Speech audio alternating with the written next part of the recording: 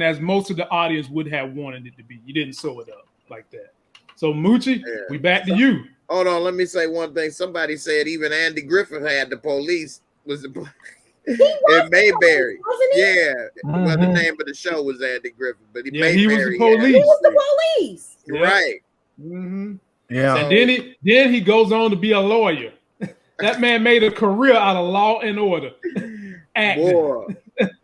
He played Matlock, ladies and gentlemen. Right. All right, Moochie, this is for you.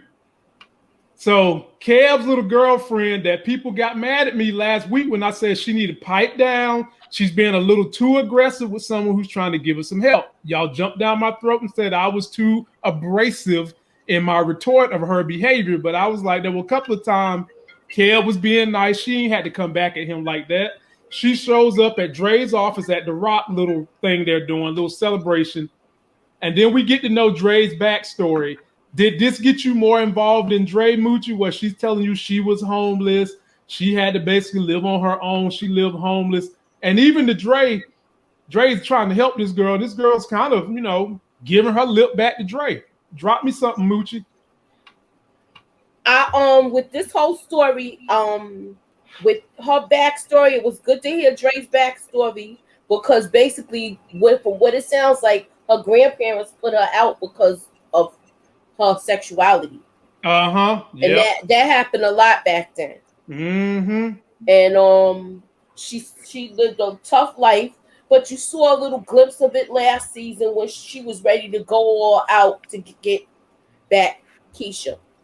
Mm-hmm. So with that, you saw a glimpse of it, but now you know why she got that tough exterior. Mm-hmm. Somebody said they made all the chubby girls mean and aggressive on the show. This is true. I agree. So they stereotyping, almost they doing a stereotype of what people deem as reality. Most chubby girls I know be fun and cool and happy and shit. They the coolest ones to hang with. Thank you. Right, usually. All I can see is from the neck up. Oh, Lord. A little labor in private. Moochie, you done with what you were saying about them? No. Go ahead. Finish. It done threw me off my game, Jay. Stop that. Hey, that's what we here for, Moochie. That's what we here to do. When Nita ain't here, we got to mess you up. She had an attitude. I didn't like. She had an attitude, but you got to remember the household she came from. She came from a household where there's nothing but bickering. Mm-hmm. Nothing but bickering. Nothing but hostile attitudes. So kids do what they see. And she's been around this almost her whole life.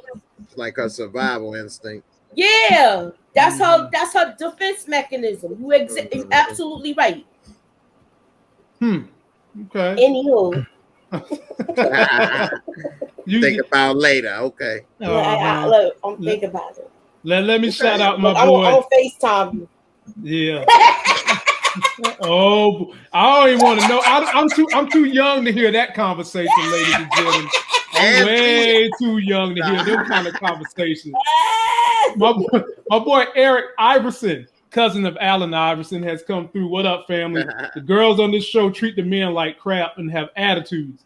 Kevin helped her have a home, and she busts him out. Good men on the show. Yeah, I feel you. And Eric, just for that, I got a little something for you too, my brother, because I got a whole lot of new ones. So let me give you this one to say thank you for that super chat. If you a stripper and you like to take selfies, don't let this happen to you. And my head hit the wall. But I had a praying grandmother. She was looking good for a minute. Yeah. Oh my goodness. I made a bunch of new ones today too, man. Yeah, man. I had to do some deep digging on these, but Larry, jump on in there, my man. Like that one though, man. I wouldn't mind seeing that again. Somebody else super chat again. That's all you gotta do. Super chat me, baby. Let me know you want to see that one again. Hey, let's see that back again. I mean, literally, let's see that back again. Oh my goodness. It was that meat. All right, yeah, Larry. I hope Kev does not get with this chick. she might be very nice and sweet underneath all of that rough exterior, but Kev deserves somebody that's going to be good to him and is not going to give him all that grief. This dude deals with enough. He doesn't need someone that's just gonna constantly talk smack and tell him I don't see you this way and all the other crap. It's just he didn't need that. Be out. Go find somebody else. And she's gonna be the same as every other chick in his life. Soon as he shows up with another girl, she's gonna have all kinds of feelings come rushing in and be like, oh snap, what did I do? Why am I letting this good dude get away? And then she's gonna want to go holler at him and monkey wrench that new thing that he has. He doesn't need someone like her. You know, she needs to be helped by Dre and whatever other professional help she can get. But Kev needs to leave her alone. Go find somebody else. He can do it. And J-Mo, somebody super chatted just so you can get your desires. We're going to share that love and that video. Share my love. And we're going to share that video. But I want you guys to watch the stuff in the background. And it wasn't the stripper making the booty clap. The mirror falling on her head made the booty clap. Pass out. Then my head hit the wall. But I had a praying grandmother. Oh my goodness! Closed though, didn't she? She was like, "Dude." That was like the cat probably made it fall. The cat did make it fall. Yeah, the cat jumped. The cat, which cat? The cat. You got to be careful when you're trying to do your selfies. Behind the mirror. You got to be careful when you try to do them selfies now. You got to be careful. You got animals in the house. J-Mo, jump on in there, man. How you feel about this young lady and Dre's conversation? Did it help you feel more indebted to Dre's character? Hell no. Hell no. Man, first of all, man, Kev is surrounded by estrogen, female energy. He's in the house with now he gonna have 2 sisters and 2 mamas. All giving him hell, all type of 4 periods. I mean, like, damn, that's 1 a week. Where he gonna not be able to have some drama in his life? Like, he definitely needs to go away to school or something. And now they'll sync up, and then he'll have a terrible 8 days. Right, and then ungrateful and mean. And then as soon as he starts seeing somebody else, yeah, she gonna try to sabotage and be mad, or calling him all kind of whatever, this and that. And I damn sure bet you that if Kev had said to Dre or Nina, hey, can Jake or somebody stay here because they having problems? Well, we can't handle another man. We can't do this. We can't do that. We see that Nina damn near was about to do it for her. They wouldn't have let one of his friends stay there, but they gonna let her stay there. They can't even take care of Kevin and Keisha, and now they bringing somebody else that need help. And the baby. And the baby. I forgot all about little Peanut. Yeah, man. They got the grandbaby up in there too now. Man, they is a mess. Yep. So we got another super chat from my boy Eric Iverson, who tends to super chat like 20 times $5, and y'all, that does add up. He says, Larry, we appreciate it. You were right. The show shows no good representation of men. And if they do, they die. Emmett is next, shaking my head. Also, Moochie, you looking good with them glasses. Oh, Lord. Here we go. Eric, I'm going to give you the video. I'm going to give you the video, my brother. But, boy, y'all pumping Moochie up. Y'all punching the sister up. Here we go. And let me see which one I got for you. I got this one for you, my brother. Old school.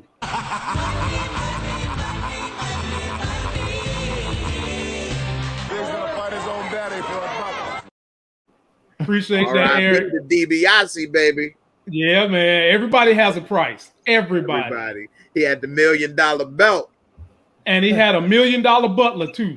Virgil. Yeah, man. Used to get his ass whooped. He sure did, man. Poor fella. I mean, damn, it's hard.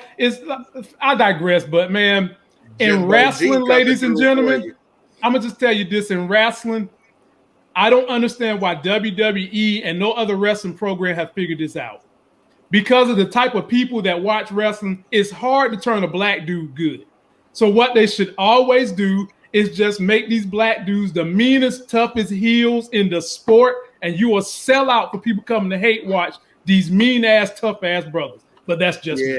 I That's hate just how me. they did Zeus, aka Debo. I hated it too, man. I hated it too. He should have whooped. He should have whooped everybody butt for months. For months.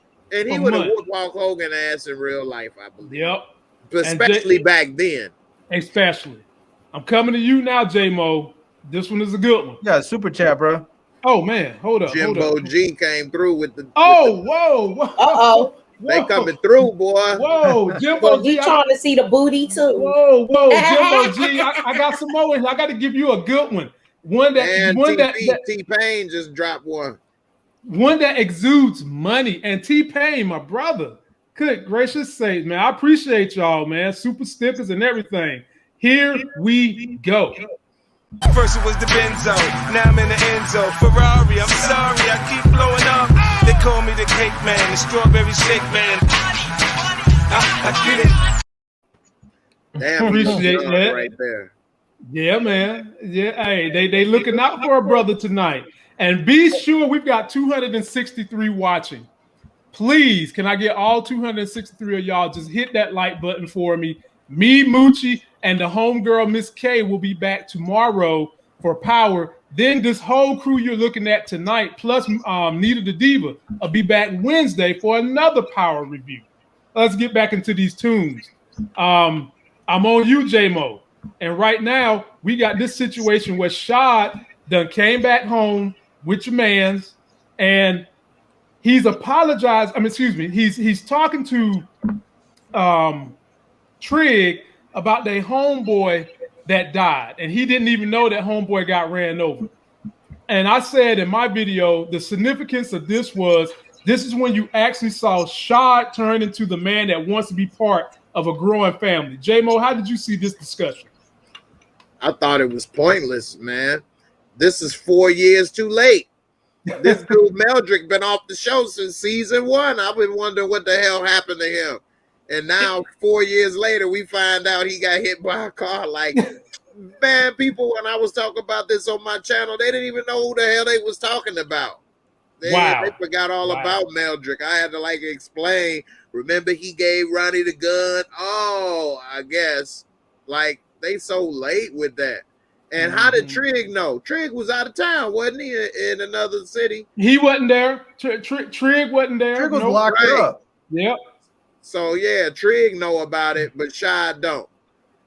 Right. And it didn't make any sense. They tried to make it what you're saying. But again, that's a bad conversation to do it. They should have had a conversation with him, talking to him about apologizing to Imani and how he feel about Imani and how he is and that and whatever. And then he could have been like, I'm sorry, man, my bad, or whatever, bro, or whatever. They always treat him like a dog, like you showed that earlier clip. Sit down. I ain't a dog. Man, sit down. In real life, it'd have been like, my bad, bro. Come on, man. Let me chill. You know? J-Mo, you know that earlier in this episode, they did have the situation where he apologized to Imani, but he wasn't really, his heart wasn't in it. They could have made this situation where they had him turn to wanting to be family. You know what I'm saying? Like you just said, they could have had it then. Yeah. Like this situation, this time in the episode, they should have moved it earlier before that scene when he brought the little cake and apologized. And they could have used this scene for him talking to him and saying, look, man, Imani, I love Imani. That's my family, this, that, and the other. Then he could have voiced what he felt. And then they could have came to some type of meeting of the minds. And then we see the scene where he come to apologize and then, whatever. But we don't see how he got to that point. We just see him walking in with an apology. We didn't even see them he just pulled up and picked them up. I mean, it's all over the place. They leave too many holes, man. I mean, they holes in this story is wide open like Tiff, man. Oh, Lord have mercy. And she's supposed to be, and she's supposed to be closing things up. Not the marriage, her legs. Boy, jump in there, Moochie. How'd you feel about this scene? I got a different view on this. Okay. Because when somebody been locked up and it seemed like he was 10 down, like he did 10 years, it's conversations you have where you be talking about people and they be like, nah, he's dead and he died while you was locked up. It's stuff that he's missed. This shows you when you locked up how life goes on. Because he was worried about getting his money back, and then he had his whole demeanor changed once he found out the guy died. That's a good point. And with that, I think that's when he was coming to the realization about family and about life is too short. And I think this is where he was his whole thing was turning with as far as Imani and being a part of a family. Mm-hmm. Because even though the kid owed him money, that was still his dude. Because he talked about his crazy laugh and stuff like that. Mm-hmm. So I saw it as like a turning point, even though y'all think this was like a senseless conversation for somebody that done did 10 years or something like that, and then they find out this kid is dead. Yeah, but Trigg wouldn't be the one to tell him because he wasn't even in Chicago. Yeah, but he could have found out when you know how you find out when you find out things if you've been away at college. You find out things if you've been away. When you come home, they be like, nah, this person got killed, or this person died, or this person moved. That's how it is when you come home. Mm-hmm. Yeah, I felt like this was just the heel turn, so to speak. Exactly. That's what I felt. That's like. What I'm trying to say. Like that was like the he got like a reality check with that, and it was like a turning point for him. Ice cream. I was gonna rob the ice cream man. But and the guy stopped him from robbing the ice cream truck and stuff like that. Life, man. Yeah. So I never looked at ice cream the same ever since. Hey, ice cream tasty as hell now. You got to watch yourself. Get addicted. Jump in there, Larry. A couple flavors in the fridge now. That was a good point, bro. But I wasn't going to rob the ice cream man, but I got it. Larry, what did you think about that scene? Yeah, I feel like this was one of those things where it was sort of a waste of talent. We got to see Jason Weaver actually shine a little bit because I feel like the way they've written his character, we don't really get to show. They don't really show that he can actually act, and he's quite a talented actor. And we saw it here. We got to see him emote a bit and have a little bit more dialogue that's not so frivolous and just meaningless. And it was nice to see. It was nice to see his performance. It's just unfortunate that I don't really think that the scene added a whole lot. I think the scene that was probably more poignant was when he went and apologized to Imani when she was cooking breakfast. I think that's how somebody who is not fully matured and knows that they need to make an apology, but doesn't really know how to do it or want to do it, does it. And she recognized that, and she didn't let him off the hook, but she let him off the hook, and she was being nice and not nice at the same time because she recognized what he was going through. She knew it, and she accepted it, but she wanted to give him a little grief, but she wasn't trying to give him too much. But this scene right here, I just think I enjoyed his performance. I didn't really think the scene was all that significant to the episode. I felt like they were trying to tie everything up, and when they did, it was like looking at a string with a bunch of random knots. It was tied up, but nothing was tied up. Okay, all right. Cool. Yeah, I think Imani wanted him to like kiss her Converse or something. Get a like. All he did was I think Imani was okay with it. He didn't really do too much to Imani like that, though. Imani reacted harder than he did in a way, or just as much.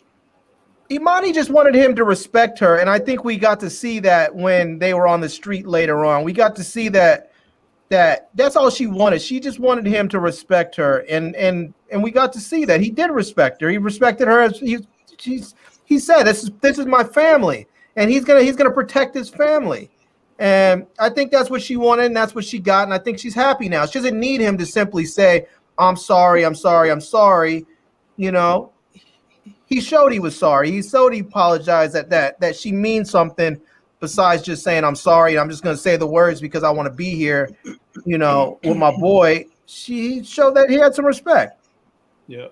Please hit that thumbs up button. We've got 275 on a Monday night. That is, in YouTube land, that's pretty good. So please hit those thumbs up button. Let people know that y'all like this content, and we can get more people in the super chat that can trip. It's on you now, Moochie. Now we're too old. Frederick Douglass head Jemma. She done went back to the house. She clearly knows Daddy got cameras everywhere, which everybody said last week on this panel. You know he got cameras in that house. All right. Exactly. Not only do he got cameras, but he got the damn Bruce Wayne closet with nothing but camera footage. And as she's going through the footage, Jake decides to break down and tell her the truth about what he knows and when he knew it. How'd you feel about this scene, Moochie? I felt like Jake knew his goose was cooked if he ain't say anything. So he had to tell her. You saw how his face was when they was leaving the hospital. Where he like, nah, I gotta go with her to take care of this. And he got cameras all throughout in there. Joe, dude, look at that. Had the whole thing lined up. You see that bathroom? So basically, he got that whole beat down on. She got that whole beat down on camera. Whole beat down. And with this, I'm glad he told her, and he did explain that how Trick tried to help because he wasn't there when the actual fight happened. He came after everything was over with. So with this was all right. I liked the way he told, but I don't know. It's just certain things. I'm disappointed with the whole finale overall, but I'll get to it when we get to it. Oh boy, Larry, it's on you. Yeah, I have a little bit of a different of opinion. Well, first of all, somebody in the comments said the police missed all the cameras. I don't think the police cared about the cameras because you have to remember they showed up and the mayor's there, and the police hate the mayor, so they have no interest in this case. The police didn't even show up. The only people showed up. I think they were on the street outside with the ambulance, but I don't think they even came in the house. Oh, so we don't know if Duda was there. But first of all, if the mayor was there and the mayor said, "No, I want you to come in," they're not coming in. But on top of that, they hate the mayor, so they're not going to worry about it. They're just going to be like, they don't really care.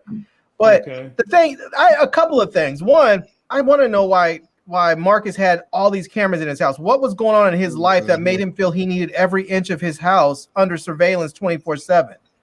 You know, I mean, that's just not normal. I know some people have doorbell cameras, other people have back doors, some people have cameras on their garages, places where people may break in and steal something. Most people don't have their entire house under surveillance. That's just could be for Jemma. Could be for Jemma. Right. So what was going on with Jemma that he felt like he needed to have her under surveillance? All that. He seems like he gives her enough Chicago. Freedom. Yeah. You know how much crime is there? I was about to say they don't live in the hood. She by herself a lot.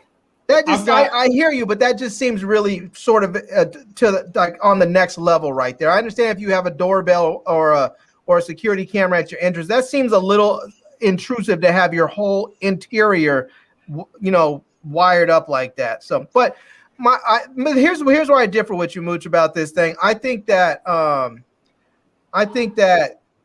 Jake told her partly because he knew his goose was going to be cooked, but I think also he told her because he wanted to protect her, because he knew that if he didn't say something to her, that it was likely that either Trig or Duda were going to go and kill her to get that footage. That if they knew that she saw it and she didn't give it up, or she tried to go to the police with it, I think he knew that her life was going to be in danger. And I think that's why he did it. I think he did it in part before his brother, and he didn't want to, he didn't want his goose cooked, as you say, but I think a large part of it was he was just trying to save her life. Okay.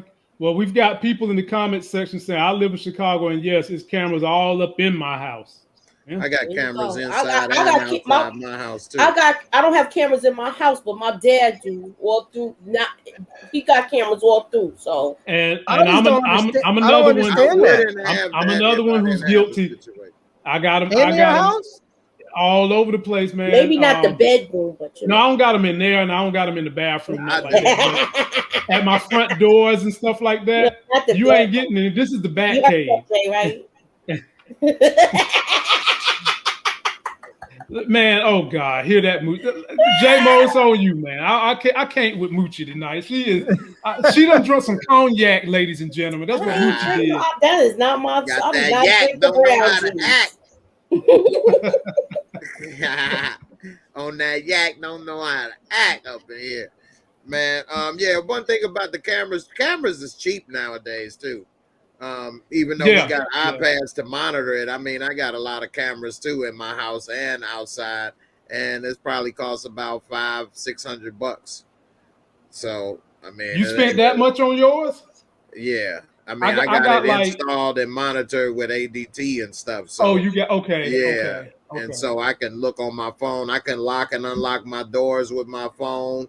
I could be anywhere. I could be in California and open and lock my doors and, sound the alarm and monitor anything. If somebody break in, I can see what room they in, who it is, what they doing, sound the alarm, all kind of stuff, man.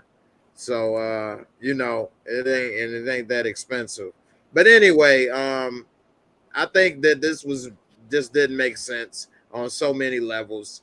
For one, this dude is damn near dead. I don't give a damn if the mayor was there, which we don't know if he was there, but they don't like him, so they wouldn't listen to him. He'd be like, don't come in here. They'd be like, man, shut your ass up, Big Daddy Kane, move. We need to search the house, see what happened, do our investigation. He done defunded the police. It ain't no police or detectives in the damn city now. What the hell? Ain't nobody doing nothing, even in the suburbs. He only took a little bit of money away from the police. 1.5 million. Chicago police budget is in the billion. It's over $1 billion for the Chicago police budget. So the little money he done defunded to give to Tracy ain't nothing. And they would have still been doing their job. They wouldn't have listened to him. He wasn't there. We only saw Trigg and Shad there. How come they wasn't getting questioned? They just get to sit in the car and smoke a blunt. They there. This dude, they found him, and they don't ask no questions, don't care, just, okay, thanks for letting us know. Have a great day. What? And then Jemma asks, your daddy almost dead, and you just gonna not look at the footage and then give the footage away? What if they lied to you? They already didn't tell you what happened in the first place. Now, because he tell you at the last minute, are you all, gooey inside and gonna believe him? I wouldn't have believed him. But he was telling the truth, though. But he didn't tell her when he went in there to get that bag of weed that her daddy was laying there dead. So I'm not going to believe you. You already lied to me and told me everything was cool when my daddy was asleep when he wasn't. He was put to sleep. At the end of the day, he's still a kid, yo. Yeah, he's only still a kid. He panicked too because he didn't know what to think of his brother. Let's be honest. I'm not about to listen to his ass. You only telling me because I'm about to find out for myself. And I think some of this has something to do with Jemma not feeling like she's got any other family, because in this episode she hugged Trigg as if that was her uncle or something. So she looks like she's still trying to find her identity and have family. So I think that has something to do with. I think that's what has a whole lot to do with why she didn't look at the footage. She didn't want to care. She wants to be part of this Jake Trigg family. If something were to happen to her daddy, I think that's some of the reasons why she did it. That hug that she gave Trigg, that was supposed to mean something to this story. Yeah. I see somebody say that wasn't time to tell her. I'm not talking about that. I'm saying if I was Jemma, I wouldn't believe you because you lied to me once saying everything was good when it wasn't. How do I know that you're not lying again to stop me from looking at the footage? So the least that I'm going to do is look at this footage. I'm not going to not look at it and then give it to you. How do I know you're not lying again to protect your brother or to protect some people? Like, I'm going to at least see what the hell happened. And then when my father wake up, I would be fucking furious if my son gave that damn footage away. I don't give a damn what your little Frederick Douglass militant ass said. That's the footage I need to nail Doodah ass to the wall, and you gave it away. What? So did she not look at the footage? I thought she looked at because no, she said she couldn't bring herself to look at it. That's right. So how does she know where to begin the recording and where to end? Did she just take the whole night? She probably just took the whole chip out or whatever. The way they showing it, because she gave him like a flash drive. Yeah. Wow. Man, I would be furious if I came out of that coma. This dude, damn, he got amnesia. I'm already telling y'all how they gonna play that out. You know, you've been in the writer's room already, Moochie. Look, I've been right in the corner sipping iced tea, watching them write this. Yeah. I thought we was gonna see he had amnesia. That's what I thought they was gonna show us. He had amnesia, but that's the only way they gonna like. When we get to the last part, that's when I'll explain it. Okay. Yeah. All right. Well, J-Mo, it's on you now, brother. And this is my boy, Russell Westbrook. Decides to bring Keisha some flowers he stole from somebody's graveyard. And then he hits her with this letter. Do you want to be my lady? Check the box. Yes, check the box. No. Are you satisfied with this dude? Do you feel better about this guy? And did you like his cute way of asking Keisha, what are we? So first off, I thought that was corny, but on my channel when we talked about this yesterday, a lot of the ladies was saying that was sweet and that was cute. So, you know, I guess, hey, it worked. It got Keisha to check yes. So there you go. It worked. And if that's what it takes to work, then you got to do what works. So I give him that. I don't know who the hell this mystery roommate is. Who is this person? And they all know about Keisha, and he talking to him about this and that, and he talking about the roommate asked if we together, and I didn't know. Who the hell is this roommate? Yeah, you know, it's still a lot of questions left to be answered about this dude. And typical Shy, we won't with plot holes galore. So I mean, there's more plot holes like potholes. Typical Shy, potholes in the Shy. Plot holes in the Shy. They trying to, you know, make it symbolic. But you know, man, so many potholes, man. I don't know where to go. But it seemed they tried to make him actually be a nice guy, soft-spoken, little Dexter, Poindexter, not the Dexter killer, but Poindexter. And he stole somebody flowers out their yard before he came and gave them to her. So it looked like it worked. Keisha liked it. And I mean, at the end of the day, you want results, and he got the results. He got a yes. So he got the results. I guess he winning. Yep. Moochie, what'd you think about Russell Westbrook and his flowers and his "Do you want to be with me, my lady"? I like it. It was cute. I liked it. I thought it was cute. But I hope I'm right and he doesn't turn out to be a weirdo like y'all is aiming for. Y'all are gunning for him being a weirdo. I mean, Moochie, it's in the cake. Look, I just want to be. I want her to be happy. She had enough happen to her. Okay, I want to be an optimistic person with this. So let's say he's a good guy, his roommate crazy, or that girl in the record store crazy, or both of them. The girl in the record store was the same girl that came to the what you call it, Jay? The ghetto. To the hood wheel. The hood wheel. Yeah. So she's the same girl, but how she didn't catch that? Maybe she didn't want to catch it. Maybe she was so caught up in his aura, she wasn't thinking about it. But I mean, you could easily see this dude turning from Mr. Nice, Mr. I'm green to the earth, Mr. I recycle everything, to just being vicious and devious and demented. You can easily see him taking off them glasses, turning into Dr. Jekyll. Mr. Hyde. Damn. Zaya Latrice, can you highlight her comment? Hold on. One person said, Mo Change said Emmett was sleeping with minors and nobody bring that up. No, he wasn't. Him and Tiff him and Keisha the same age. Or he's 1 year older. They was both in high school. He just got kicked out. He wasn't sleeping with no minors. She said he's gonna be physically and